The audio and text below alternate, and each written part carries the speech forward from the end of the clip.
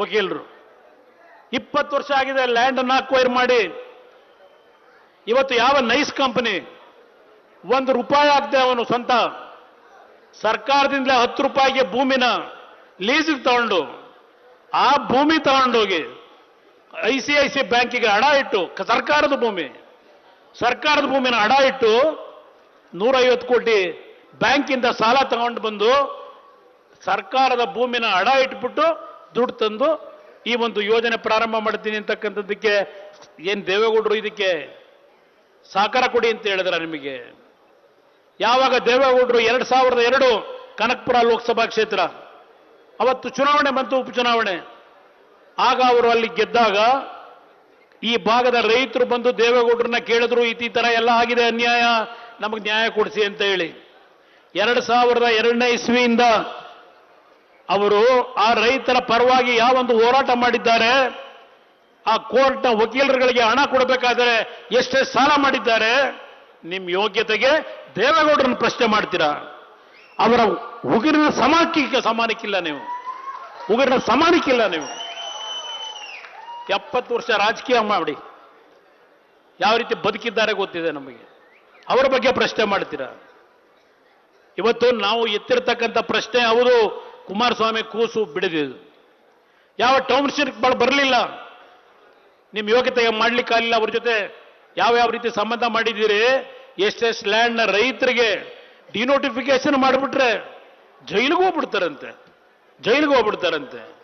ಲಪ್ಪ ಅಲ್ಲಿ ಕಟ್ತಿದೆಯಲ್ಲಪ್ಪ ಹೊಸಕೆರೆ ಹೇಳಿ, Shobha developers building ಮೇಲೆ ಬಿಲ್ಡಿಂಗ್ ಬರ್ತಾ ಇದೆಯಲ್ಲ, ಯಾರ್ದಪ್ಪ ಅದು ಆಸ್ತಿ? ಏನ್ ನಿಮ್ಮಪ್ಪ ಕೆಂಪೇಗೌಡರು ಸಾತ್ತೂರಿನಲ್ಲಿ ನಮಗೆ ಹೇಳ್ತಿರಲ್ಲ ಆಲೂಗಡ್ಡೆ ಬೆಳೆದು ಮಾಡಿದಿರ ಅಂತ.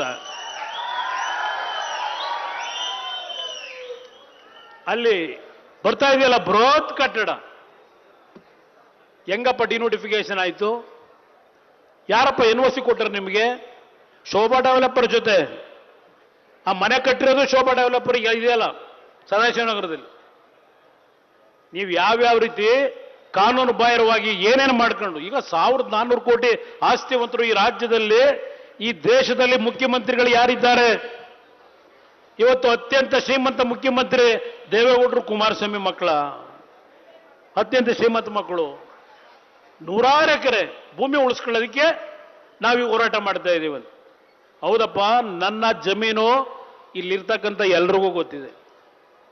44-45 ಎಕರೆ 1984ರಲ್ಲಿ ನಾನು ಚಿತ್ರದ ಹಂಚಿಕೆದಾರನಾಗಿ ಮೈಸೂರಲ್ಲಿ ಒಂದು ನಡೆಸ್ತಾ ಇದ್ದೆ ವ್ಯವಹಾರ. ಅಲ್ಲಿ ಬಂದಂತ ಹಣದಲ್ಲಿ ಆ ಜಮೀನು ಕೊಂಡ್ಕೊಂಡೆ. ಇಲ್ಲಿ ಯಾರು ಸತ್ತರ್ ಕೈಲಿ ಸತ್ತರದ ಹೆಬ್ಬೆಟ್ಟು ಹಾಕೊಂಡು ಆ ಬೆನಗಾನಹಳ್ಳಿಗೆ ಮಾಡ್ಕೊಂಡಿದೆಯಲ್ಲಪ್ಪ ಕಾಂಗ್ರೆಸ್ ನಾಯಕರೇ. ಎಲ್ಲ ಡಾಕ್ಯುಮೆಂಟ್ಗಳಿದೆ. ಆದರೆ ಈ ರಾಜ್ಯದಲ್ಲಿ, ಈ ದೇಶದಲ್ಲಿ ಯಾವೊಂದು ಸಂವಿಧಾನದ ವ್ಯವಸ್ಥೆಗಳಲ್ಲಿ ಯಾವ್ಯಾವ ರೀತಿ ನಡೀತಾ ಇದೆ, ಇಂಥ ಒಂದು ಸಂದರ್ಭದಲ್ಲಿ ಆ ನೈಸ್ ಕಂಪನಿ ಮಾಡಿರ್ತಕ್ಕಂಥ ಅವ್ಯವಹಾರಗಳನ್ನ ಈ ಸರ್ಕಾರ ನಮಗೆ ನಂಬಿಕೆ ಇಲ್ಲ ಅಂತ ಹೇಳ್ತಾರೆ ಹೈಕೋರ್ಟ್ನಲ್ಲಿ. ಈ ಸರ್ಕಾರ ಕ್ರಮ ತೆಗೆದುಕೋತಾರೆ ಅಂತಕ್ಕಂಥ ನಂಬಿಕೆ ಇಲ್ಲ ಅಂತ ಹೇಳಿ ಇವತ್ತು ಸಾವಿರಾರು ಕೋಟಿ ಆ ಟೋಲ್ ಕಲೆಕ್ಷನ್ ಇಲ್ಲಿಗಲ್ ಆಗಿ ಮಾಡಿ ಕೋರ್ಟ್ ಆದೇಶ ಮಾಡಿದೆ, ತೀರ್ಪು ಕೊಟ್ಟಿದ್ದಾರೆ. ಇಲ್ಲಿಗಲ್ ಆಗಿ ಇವತ್ತು ಟೋಲ್ನಲ್ಲಿ ಹಣ ಸಂಪಾದನೆ ಮಾಡ್ತಾ ಇದ್ದಾರೆ ಅಂತೇಳಿ. ಯಾಕಪ್ಪ ನಿಲ್ಲಿಸ್ತಿಲ್ಲ ಟೋಲ್ನ? ಇವತ್ತು ಅಲ್ಲಿ 250-500 ರೂಪಾಯಿ ಸ್ವೇಚ್ಛಾಚಾರವಾಗಿ ಇವತ್ತು ಮಾಡ್ತಾ ಇದ್ದೀರಲ್ಲ, ಪಟ್ಟಿದ್ದೀರಲ್ಲ ಅವನಿಗೆ. ಆ NOC ಇವರು ಬಿಲ್ಡಿಂಗ್ ಕಟ್ಟಕ್ಕೆ ಪಾಪ ಇವನು ಕೊಡ್ತಾನೆ, ಯಾರೋ ನೈಸ್ ಕಂಪನಿಯವನು. ನಮಗೆ ಈ ಭೂಮಿ ಏನು ಅವಶ್ಯಕತೆ ಇಲ್ಲ ರೋಡ್ಗೆ, ನೀವು ಈ ಭೂಮಿ ತಗೋಬಹುದು ಅಂತೇಳಿ ಶಿವಕುಮಾರ್ ತಮ್ಮನಿಗೆ, ಶಿವಕುಮಾರ್ ತಾಯಿ ಹೆಸರಲ್ಲಿ ಕೋಟ್ಯಾಂತರ ರೂಪಾಯಿ ಬೆಲೆ ಬಾಳ್ತಕ್ಕಂಥ ರೈತರ ಭೂಮಿನ ಲಪಟಾಯಿಸಿ ಜೀವನ ಮಾಡ್ತಕ್ಕಂಥ ನಿಮ್ಮಂತ ಕಾಂಗ್ರೆಸ್ನ ದರೋಡೆಕೋರರು ಏನಿದ್ದೀರಿ, ಈ ಪದ ಬಳಸ್ತೀನಿ ನಾನು, ನೋಡಿದ್ದೀನಿ ನಾನು. ನಮ್ಮನ್ನು ಪ್ರಶ್ನೆ ಮಾಡ್ತೀನಿ. 47 ಎಕರೆ ಆ ಭೂಮಿ ನಾನು 84ರಲ್ಲಿ ತಗೊಂಡೆ. ಇವತ್ತು ಅಲ್ಲಿ ರಿಯಲ್ ಎಸ್ಟೇಟ್ ಬಿಸ್ನೆಸ್ ಮಾಡ್ತಿಲ್ಲ ನಾನು. ನಮ್ಮಪ್ಪ ಏನ್ ಹೇಳಿದ್ರು, ಕೃಷಿಕರಾಗಿ ಬದುಕಬೇಕು, ನಿಮಗೆ ಬೇರೆ ಸಂಪಾದನೆ ಮಾಡಿದ್ರೆ ನಿಮ್ಮ ಜೀವನ ಹಾಳು ಮಾಡುತ್ತೆ. ಈ ಭೂಮಿ ನಂಬಿ ಬದುಕ್ತಕ್ಕಂಥದ್ದಕ್ಕೆ ಈ ಭೂಮಿಯಲ್ಲಿ ಬರ್ತಕ್ಕಂಥ ಹಣ ನಿಮ್ಮನ್ನು ಕಾಪಾಡ್ತದೆ. ಇದನ್ನ ನಮ್ಮಪ್ಪ ಭೂಮಿನಲ್ಲಿ ನಿಂತ್ಕೊಂಡು ಹೇಳಿದಂಥ ಮಾತು 1984-83ರಲ್ಲಿ PWD ಮಿನಿಸ್ಟ್ರು. ಮಾಡೋದಾಗಿದ್ರೆ ಇವತ್ತು ಬೆಂಗಳೂರು ಅರ್ಧ ಭಾಗ ದೇವೇಗೌಡರ ಕುಟುಂಬ ಕೊಂಡ್ಕೋಬಹುದಾಗಿತ್ತು. ದೇವೇಗೌಡರು ಏನಾದ್ರು ಮನಸ್ಸು ಮಾಡಿದ್ರೆ ಎಲ್ಲಿದ್ರಿ ನೀವೆಲ್ಲ? ದೇವೇಗೌಡರು ರಾಜಕೀಯ ಶುರು ಮಾಡಿದಾಗ ದೇವೇಗೌಡರನ್ನು ಪ್ರಶ್ನೆ ಮಾಡ್ತೀರಾ ಕಾಂಗ್ರೆಸ್ ನಾಯಕರು? ತಯಾರಾಗಿದ್ದೇನೆ ನಾನು ಚರ್ಚೆ ಮಾಡೋದಕ್ಕೆ, ಬಿಡದಿ ಚರ್ಚೆ ಮಾಡಕ್ಕೆ ತಯಾರಾಗಿದ್ದೀನಿ. ಯಾವ ನನ್ನ ತಾಯಂದರು ನೀವು ಹೇಳಿದ್ರೆ ನನಗೆ 3 ಸಭೆ ಮಾಡಿದೆ ಕೃಷ್ಣ ಕಚೇರಿ ಒಳಗೆ.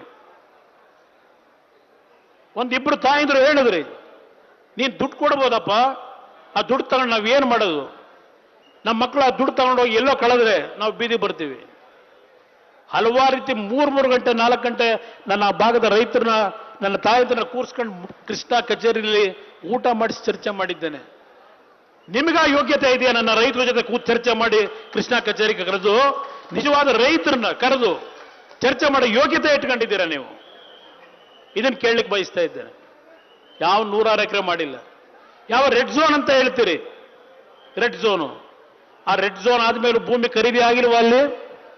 ಬೆಂಗಳೂರವರು 60 ಜನ ಬಂದು ಭೂಮಿ ಖರೀದಿ ಮಾಡಿಲ್ವ ಅಲ್ಲಿ? ಇವತ್ತು ಈ ಒಂದು ಪ್ರಾಜೆಕ್ಟ್ ಬೇಕು ಅಂತ ಹೇಳ್ತಿರ್ತಕ್ಕಂಥವ್ರು ಅಲ್ಲಿ ಜೀವನ ಮಾಡ್ತಾ ಇರ್ತಕ್ಕಂಥ, ಹಸು ಇಟ್ಕೊಂಡು ಹಾಲು ಕರೆಯತಕ್ಕಂಥ, ಆ ತೆಂಗಿನ ಗಿಡ ಇಟ್ಕೊಂಡು ಜೀವನ ಮಾಡ್ತಕ್ಕಂಥ, ಬಾಳೆ ಬೆಳೆದಂತ, ರೇಷ್ಮೆ ಬೆಳೆದಂತ ರೈತರು ಭೂಮಿ ತಗೊಳ್ಳಿ ಅಂತ ಹೇಳ್ತಾ ಇಲ್ಲ. ಯಾವ ಬೆಂಗಳೂರಿನಿಂದ ಬಂದು ಕೆಲವರಲ್ಲಿ ಭೂಮಿ ಖರೀದಿ ಮಾಡಿದ್ದಾರೆ ಅವರಿಗೆ ಈ ಪ್ರಾಜೆಕ್ಟ್ ಬೇಕಾಗಿದೆ. ಅಲ್ಲಿ 50-100 ವರ್ಷದಿಂದ ಬದುಕಿರ್ತಕ್ಕಂಥ ರೈತರಿಗೆಲ್ಲ ಬೇಕಾಗಿರೋದು ಈ ಪ್ರಾಜೆಕ್ಟು. ವಿಧಾನಸಭೆ ಕಲಾಪದಲ್ಲಿ ಏನೇನು ಚರ್ಚೆ ಮಾಡಿದಿರಿ?